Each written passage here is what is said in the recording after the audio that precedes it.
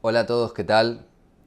Estamos entrando al último libro de la Torá, al libro de Dvarim, y hay algo muy peculiar con este libro que es entender quién fue el que dijo este libro, quién fue el que transmitió estas ideas.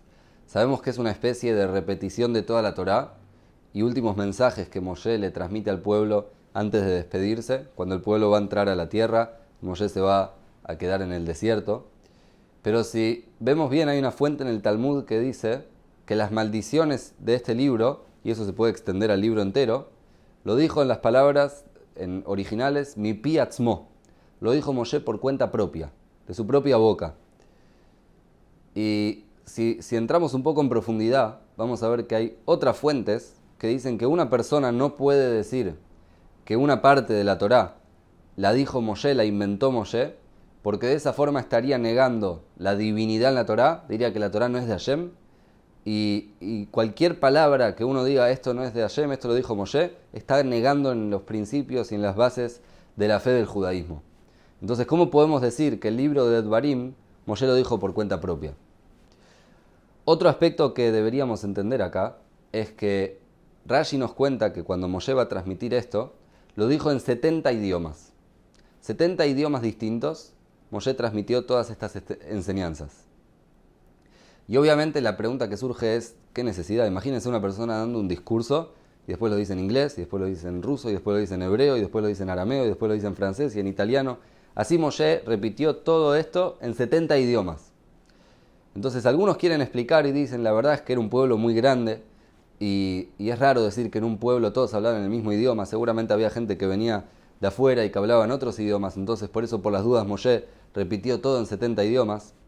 Pero ahí la pregunta sería, ¿y por qué recién ahora? Si había gente que no entendía el idioma que Moshe hablaba, debería haber dicho toda la Torá entera en 70 idiomas antes. Por ejemplo, los 10 mandamientos o momentos especiales donde Moshe tuvo que transmitir mensajes, debería haberlo dicho en todos los idiomas.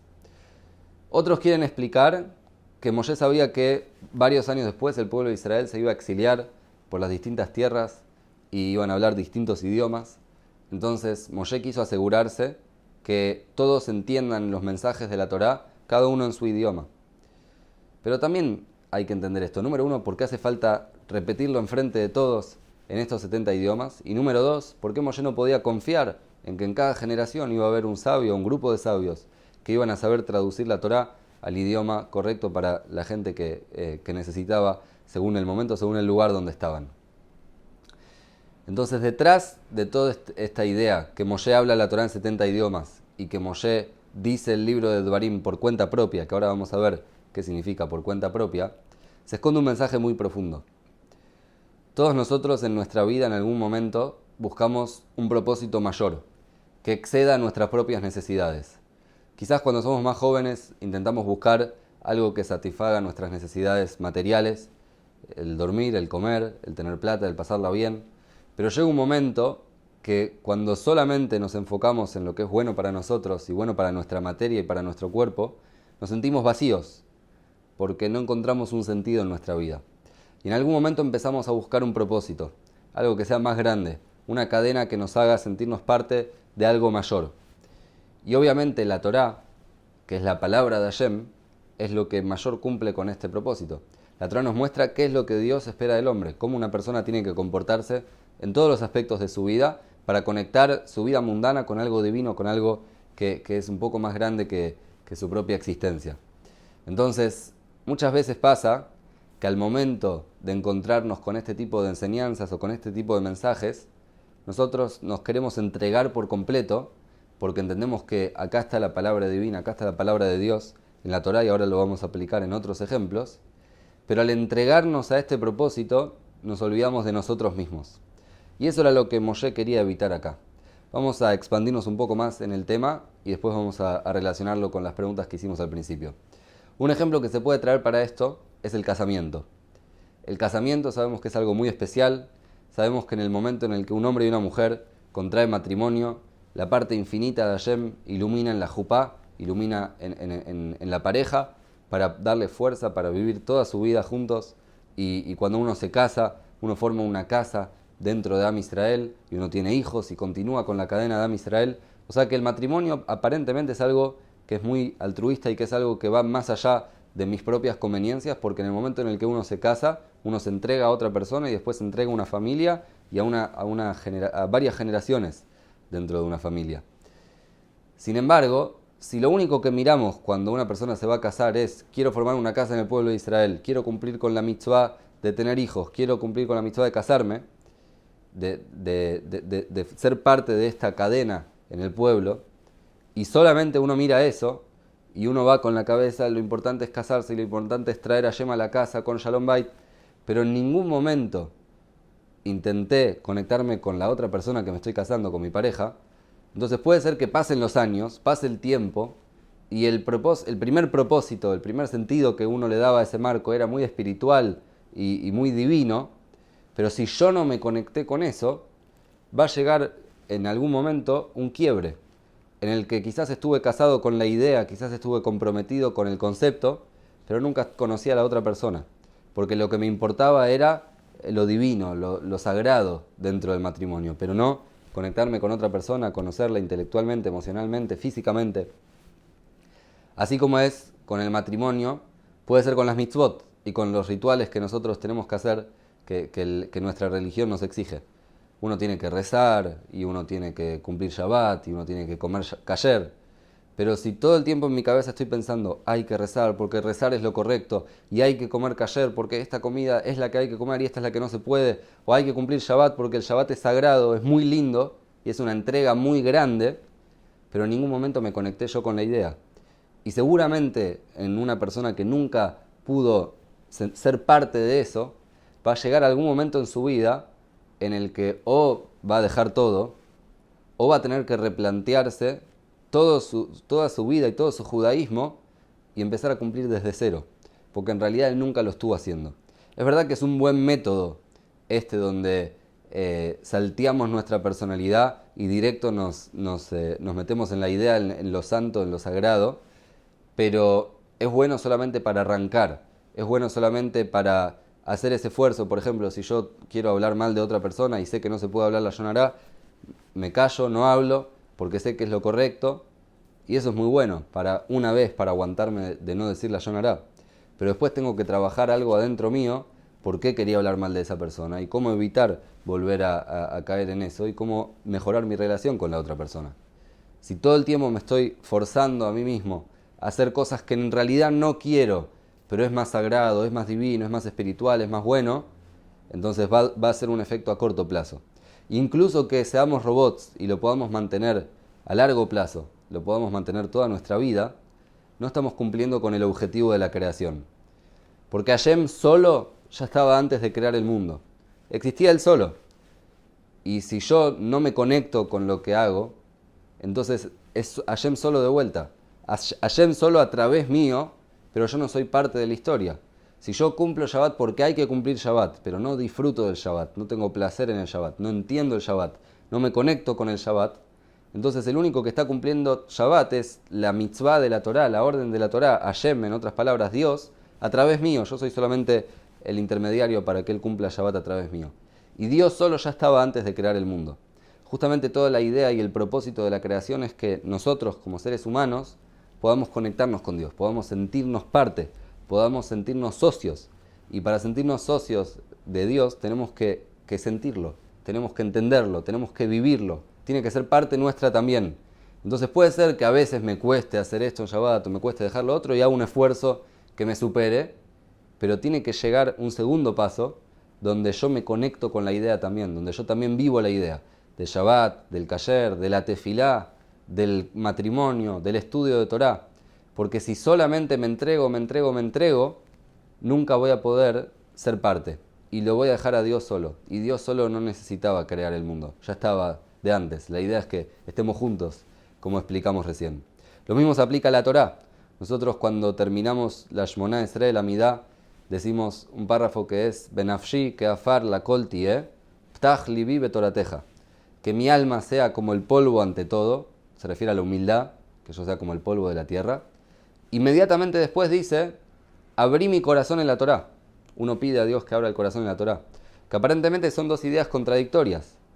Que mi alma sea como el polvo, significa que yo no importa mi entendimiento, mi opinión.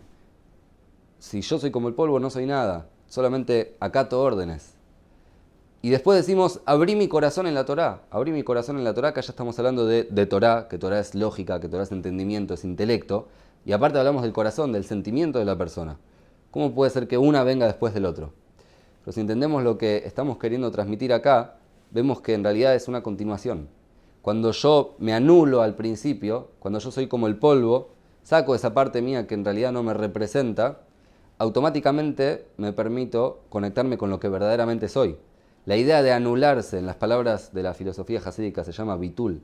La idea de entregarse, la idea de hacer un esfuerzo mayor a lo que mi naturaleza en este momento me exige, es permitirme liberarme quizás de esos deseos o liberarme de esa parte de mi personalidad que, como dijimos recién, no me representa, no es lo que verdaderamente soy, pero no solamente quedarse ahí y forzarse y forzarse y forzarse toda la vida sin conectarse, sino que tiene que haber un segundo paso. Ftach libi betorateja, abrí mi corazón en la Torá. Ahora que ya saqué esa parte mía que no me representa, voy a buscar lo que sí me representa, voy a buscar lo que sí soy, voy a buscar lo que sí siento y lo que sí entiendo, porque justamente la idea no es que esté Hashem solo, que esté Dios solo a través nuestro, sino que la idea es que nosotros lo podamos entender, y que nosotros lo podamos sentir, y que nosotros nos podamos conectar y ser parte de eso. Entonces, eso es lo que Moshe hizo con el libro de Dvarim. Nosotros sabemos que por un lado lo dijo Moshe, pero por otro lado lo dijo con Ruach HaKodesh, lo dijo con inspiración divina. Entonces, ¿cuál es la diferencia entre Dvarim y los otros libros? Todos los otros libros era Dios a través de Moshe, pero Moshe no tenía nada que ver en esta historia. Moshe era una extensión de Dios, por así decirlo. Dvarim es un libro que es la inspiración de Dios, pero nace de Moshe. Moshe mismo logró entender todo lo que Dios quería transmitir para después poder transmitírselo él al pueblo. En las palabras de la filosofía jasídica es la diferencia, con un ejemplo. La diferencia si yo quiero ir de viaje, por ejemplo, de Sudamérica hasta Israel y voy a hacer escala en Europa, si yo hago escala y estoy unas horas y voy directo a Israel, el país donde hice escala, por ejemplo, si voy a través de España, no me afectó en absoluto. En cambio, si yo voy una semana, 2 semanas a España y después voy a Israel, cuando llego a Israel estoy un poco influenciado por la cultura española y por las cosas que vi, por el turismo que tuve las últimas semanas. Porque hice una escala para llegar a otro lugar, pero la escala donde estuve me afectó, me cambió. Entonces lo mismo cuando Hashem quiere llegar al pueblo. Hashem puede llegar al pueblo y que Moshe sea solamente un medio transmisor que no cumple ningún rol en realidad. Solamente él sirve para transmitir, pero él no tiene idea, no tiene sentimientos, no cambia lo que está pasando con Moshe. Hashem transmite al pueblo de Israel a través de Moshe, pero Moshe acá, no, como se dice en criollo, no pincha ni corta. Sin embargo, el libro de Dvarim es un libro donde Hashem transmite el mensaje a Moshe, Moshe capta el mensaje, Moshe vive el mensaje se hace parte de él, y cuando Moshe pasa a hablar las palabras de Torá al resto del pueblo, de alguna forma es Moshe el que está hablando. Si bien es la palabra de Hashem, es la palabra de Hashem a través de Moshe, pero es Moshe viviendo eso. Y también Moshe lo traduce a todos los idiomas. La idea de traducir a todos los idiomas es traer esa santidad de la Torá, no solamente la forma en la que Dios habla, sino en el idioma que cada uno de nosotros habla. Y la idea es que cuando nosotros estudiamos Torá, cuando nosotros hacemos mitzvot, cuando hacemos algo bueno, que no sea algo que lo hacemos solamente porque Dios lo dijo y listo. Es muy altruista y es algo muy bueno, pero tiene que haber un segundo paso también. Y el segundo paso es que nosotros nos conectemos con la idea, que nosotros nos conectemos con el mensaje, que nosotros vivamos el mensaje, que sea parte nuestra. Cuando es parte nuestra, lo podemos transmitir del corazón. Cuando es parte nuestra, nosotros somos los que estamos transmitiendo. No estamos repitiendo algo que leímos en algún lugar o que vimos escrito. De hecho, entre paréntesis, en la ley judía es lo mismo. Siempre que uno dice algo en nombre de otra persona, tiene que citar el nombre del otro que lo dijo. Pero si yo la idea la entendí y la vivo, no hace falta que cite al otro, porque ahora estoy hablando yo. Pero si no la entendí y no la vivo, siempre voy a tener que decir, la Mishnah dice, el Talmud dice, tal, dice, tal, dice, tal, dice. ¿Por qué tal dice? Porque yo no lo digo, porque yo no vivo el mensaje. Pero si yo sí lo vivo, no hace falta que cite a nadie. Yo lo puedo transmitir como si fuera mío, porque en verdad es mío. Y justamente al hacer eso, nosotros estamos permitiendo que no esté Dios solo. Que esté Dios solo, pero que eso se revela dentro nuestro también. que no sea lo mismo que antes de crear el mundo, que podamos ser socios, que podamos estar juntos, que nosotros podamos dejar que Hashem ilumine a través nuestro, sin simplemente corriéndonos de la imagen, sino ser parte de esa luz, ser parte de ese mensaje que queremos transmitir. Así que mi deseo para cada uno de los que está viendo este video o escuchando este mensaje es que realmente puedan conectarse, intentar sentir. Si están en un primer paso en el área que sea, a veces uno puede ser grande y avanzado, pero hay cosas que uno está empezando por primera vez. A veces sí es bueno entregarse, sí es bueno subyugarse y olvidarse un poco del sentimiento y el intelecto, porque si no eso va a marear a la persona. Pero cuando estamos en un segundo paso, cuando ya lo estamos haciendo, cuando ya lo incorporamos, hay que llegar ahí a sentir, a entender, a vivir y a conectarnos y a ser parte de este mensaje. Que tengamos todos un Shabbat Shalom.